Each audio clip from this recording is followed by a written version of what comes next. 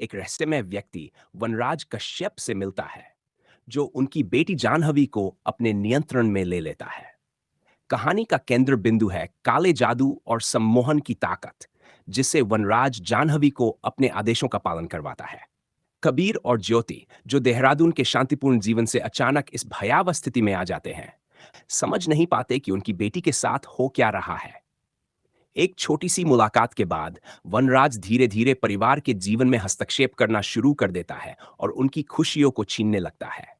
जानहवी का कठपुतली की तरह व्यवहार करना परिवार के लिए एक भयानक अनुभव है, खासकर जब वह अपने भाई ध्रुव को धमकाने और अपने पिता को थप्पड़ मारने तक चली जाती है।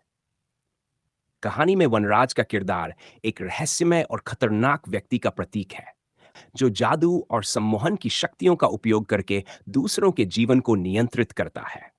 ये देखना दिलचस्प होगा कि कबीर और ज्योति इस परिस्थिति से कैसे निपटते हैं और क्या वे अपनी बेटी को इस जादू से मुक्त कर। और उसकी ये कहानी अब चरमोत्कर्ष पर पहुंच गई है, जहां वनराज कश्यप की दुष्टता और उसकी काले जादू की ताकतें परिवार को पूरी तरह से तबाह करने की कगार पर हैं।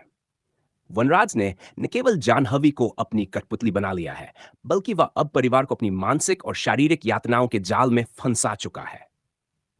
कहानी की इस स्थिति में जानहवी के माध्यम से उसके परिवार को नियंत्रित करने की वनराज की मंशा स्पष्ट रूप से दिखती है। कबीर और ज्योति अपनी बेटी को बचाने के लिए हर संभव प्रयास करते हैं, लेकिन हर बार वनराज एक नई चुनौती खड़ी कर देता है। जानहवी को ध्रुव का सिर तोड़ने और खुदकुशी करने जैसे भयानक आदेश देना परिवार के लिए मानसिक और भावनात्मक यातना का कारण बनता है।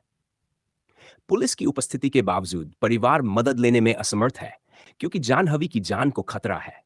वनराज का खुद को भगवान के समान समझना और दुनिया पर नियंत्रण की उसकी इच्छा उसे एक खतरनाक विलेन बनाती है।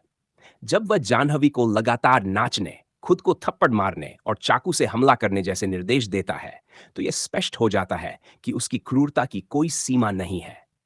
ज्योति और कबीर का अंततः वनराज पर हमला करना उनके संघर्ष की चरम सीमा है, लेकिन तब भी वनराज अपनी चालाकी से उन्हें फंसा लेता है।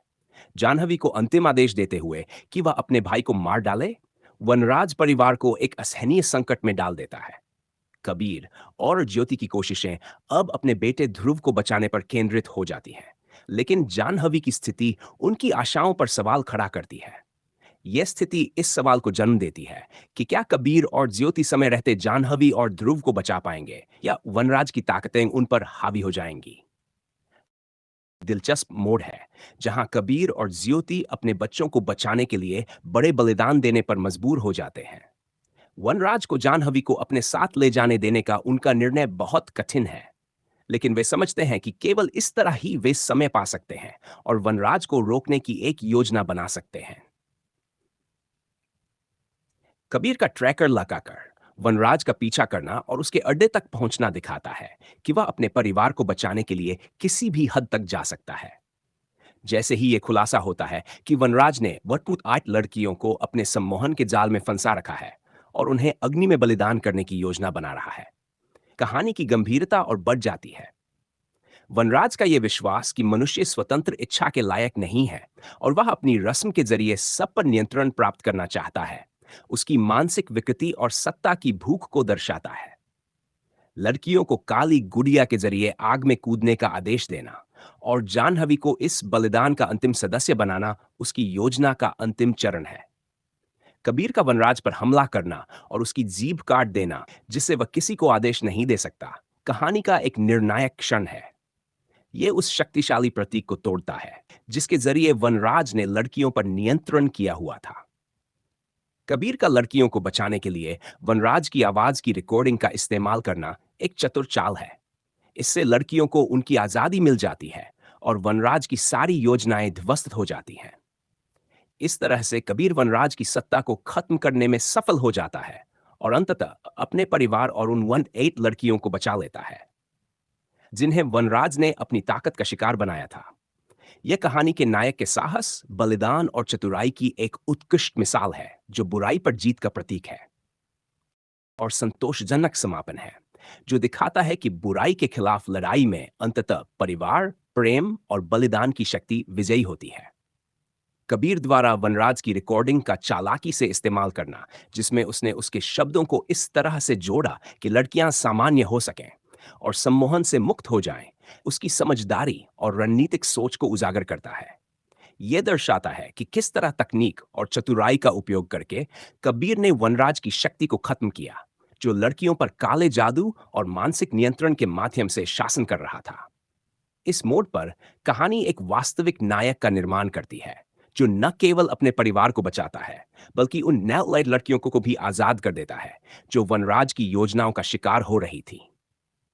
अंत में, जब कबीर और उसका परिवार अस्पताल में ठीक हो रहा होता है और बंधक लड़कियां अपने घरों को सुरक्षित लौटती हैं, यह एक संतोषजनक निष्कर्ष की तरह प्रतीत होता है। लेकिन वनराज का लापता हो जाना एक छोटे से रहस्य का बीजारोपण करता है, जो कहानी के अंतिम मोड़ तक पहुंच जाता है।